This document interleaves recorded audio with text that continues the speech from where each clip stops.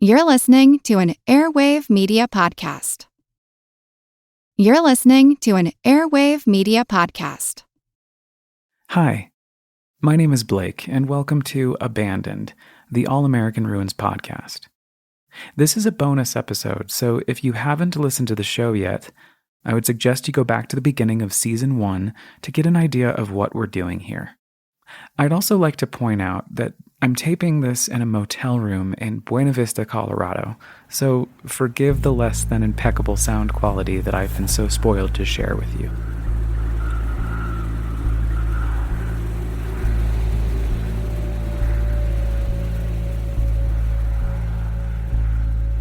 I didn't plan on producing this episode, but it was clear the second I stepped out of my car that I had to. Let's see if this will work. I'm using my disposable quite a bit today, which I love. There's a sign over by a group of trailers that says Dairy King. Not quite sure what that's about, but it's funny, I have to back up. You keep hearing that door. I've been waiting to visit Last Chance for a while. No, it's not a gay bar. It's a ghost town. In Colorado, about an hour or so east of Denver. And no, it's not one of those preserved by a historic society and turned into a tourist trap museum kind of place. It's a real, bona fide ghost town. And I was so worried I'd missed my chance to see it.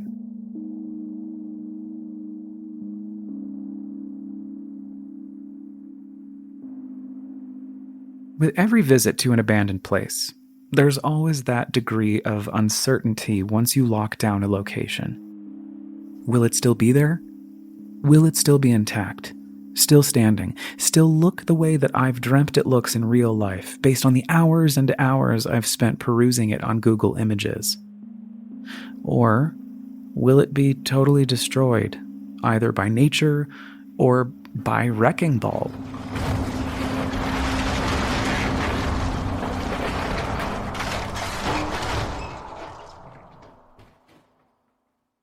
This one time, I drove an hour outside of Miami to the abandoned Broward County Women's Correctional Facility. But when I showed up, what looked to be an Amazon warehouse stood in its place, gigantic, beige, uninspired. I pulled around the back of the giant complex and found an old road that used to loop around the perimeter of the prison. All that was left was concrete. The rest was overgrown. I stared into the reborn field of tall grass and listened to the sound of the wind and the traffic swirling by in the distance behind me. In this instance, as disappointed as I felt, I was able to quickly realize that the demolition of that particular abandoned space was probably a good thing. Memories of the correctional facility that at one time housed Eileen Warnos probably weren't too joyful. I got into my car and left and never thought about it again.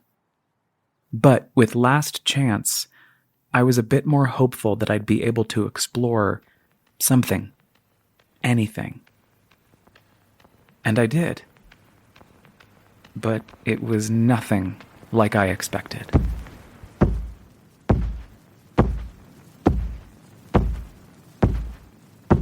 As my car tumbleweeds down I-70, my eyeballs tighten on the horizon, massaging the plains and inviting any extraneous abandoned spaces to make themselves known.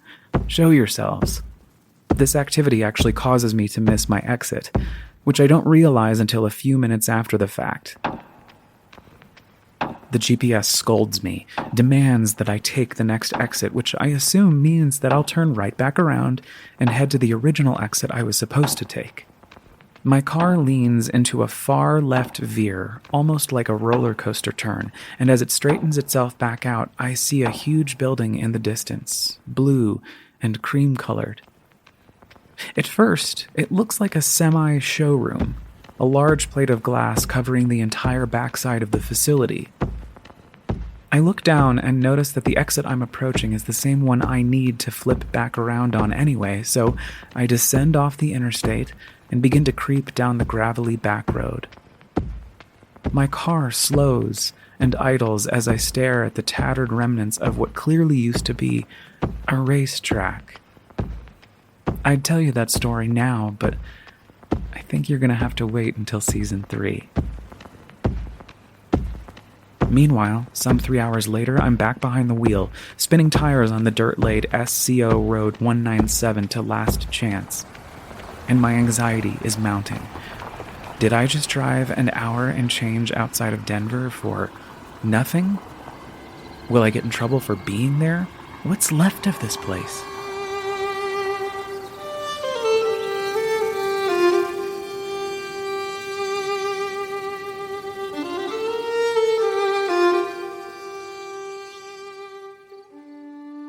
The U.S. Board on Geographic Names cites that Last Chance, Colorado is one of 6 towns across the country with the namesake. Last Chance also makes appearances in Idaho, North Carolina, Oklahoma, Iowa, and California, not to mention a bunch of towns, tributaries, lakes, and mines also named Last Chance, or including the name Last Chance. As the name suggests, it was just that. Leaving Denver, it was your last chance to get gas, food, or bed before hitting the empty plains for miles and miles and miles. I'm confused. I'm hungry. I'm thirsty. I'm sleepy. Here's a time saver that works 2 ways. Whenever possible, combine all your requirements for service, such as gasoline, regular checks of oil, tires, and cooling system, in a single stop. Then you'll find you have plenty of time to get refreshment, exercise, and local information on highway conditions. Officially established in 1925, the marketing campaign behind Last Chance stoked the coals of its popularity through the mid-1960s, when the first portions of I-70 opened to the public. The interstate bypassed the town by almost 40 miles, and by the late 1970s, it was almost forgotten about completely. The last U.S. census to capture Last Chance's population data was in 2000, at a whopping 23 people. Today, the town of Woodrow carries the mail for Last Chance. It is truly the middle of nowhere. As far as I can see, there are 5 or 6 houses. Right on the corner, there's a set of mailboxes. It's windy, and it's for sale. You're going to hear that wind. I park my car parallel to the row of inactive mailboxes and hop out. It's noisy. I'm wearing my new binaural headphone/microphone combo, trying to capture sound of the place, but the wind hollers across the plains so strongly that it bleeds my microphone dry. Pretty extraordinary. It's not even that cute. And I'm drawn back into my childhood in the mountains, sleepless nights saturated with endless gusts and gales blasting through the Continental Divide, up and over the Rocky Mountains where I grew up.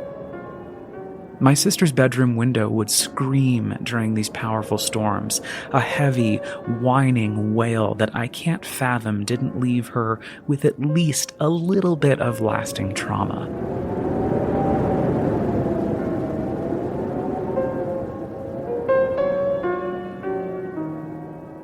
In many instances, I'm not afraid of bending, shall we say, the rules a bit and sneaking onto private property. Very unceremonious here, folks.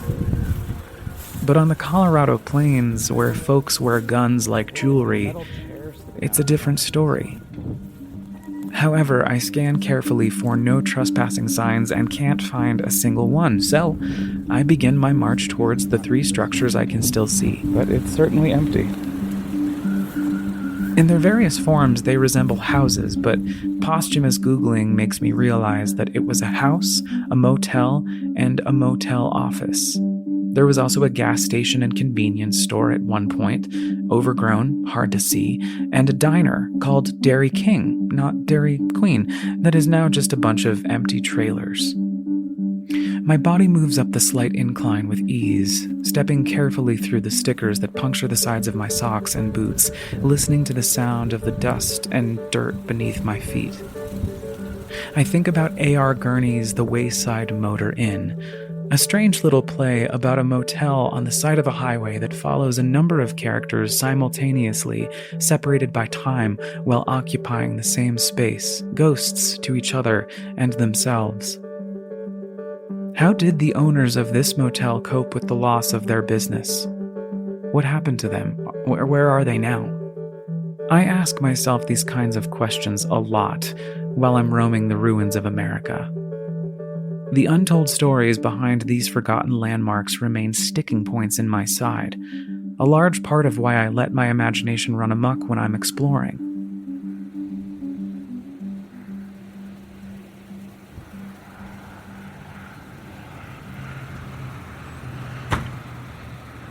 That was the door that you just heard on the third house.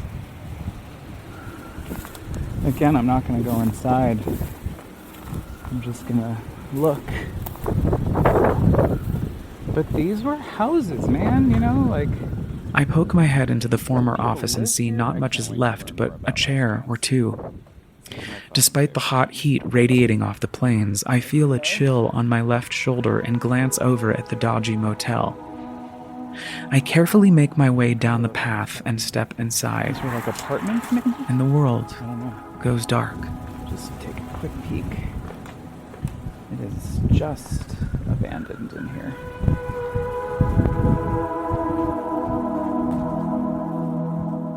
The plains of the 1940s comes into full view.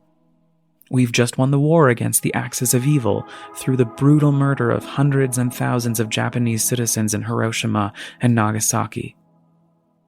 The United States has just embarked on its baby boom. I hear the sounds of 1940s style sex echoing through the abandoned rooms, filled with shame despite a clear desire to connect. An era of women keeping marriages and pregnancies because it's culturally unacceptable not to. I stare at the few pieces of remaining furniture, chairs mostly, and happen upon a mattress that's clearly been slept on, a not so uncommon occurrence in these spaces. There is a small twin mattress in the corner. Looks like at one point it was used. Oh my goodness. I listen to the sound of the plains outside, the crickets, the cicadas, the howl of the wind. I recognize that this will be a short visit. I make a few photographs, stumble back to my rental car, and climb in. Heavy. Oh, perfect. I have no service. I sit in the stillness just for a moment, listening to the muffled sounds of that wind raging, and try to imagine how life felt here before it dissolved. This one's hard. Because I can't. I can't imagine losing something like an entire job, small business, the thing that matters to me the most, career, lifestyle. I notice a for sale sign staked firmly in the ground in front of the remains of the ghost town and look it up. Last Chance, Colorado. $15,000. That's it. $15,000. It cost more money to replace the roof of my 1,100 square foot house than to buy this entire town.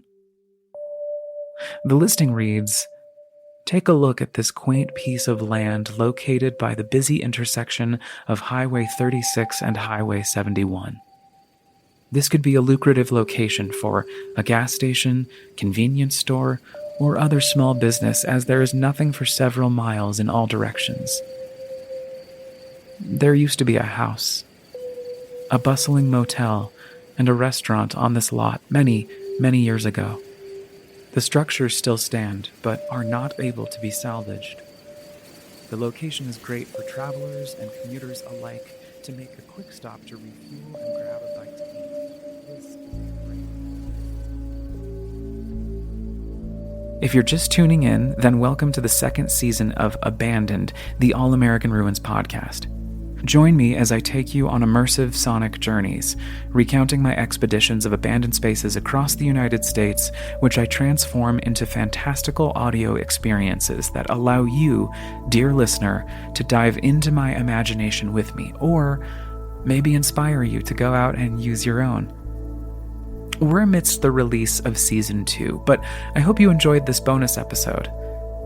If you never want to miss an episode, then please consider subscribing on Apple Podcasts, Spotify, or wherever you get your podcasts. And if you really like what you hear, maybe you could write us a review or leave us 5 stars and tell your friends about it.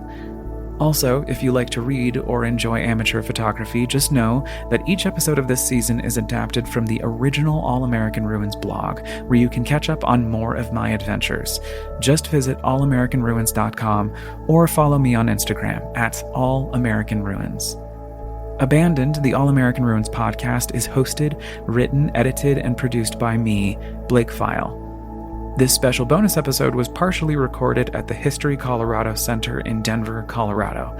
Special thanks to Maria Maddox for setting me up in the studio, and to you, the listener, for taking the time to explore these abandoned spaces with me.